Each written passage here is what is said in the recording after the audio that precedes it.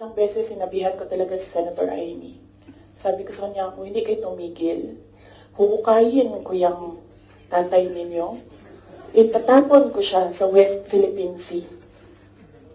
Sinabihan ko si Senator Amy.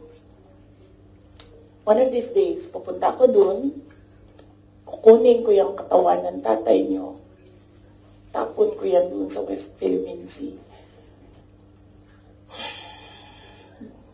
I don't think sumagot siya.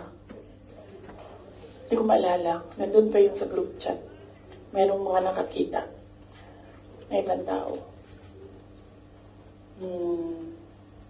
Pero Senator Amy naman, kilala niyo naman siya, di ba? Diretso yun magsalita.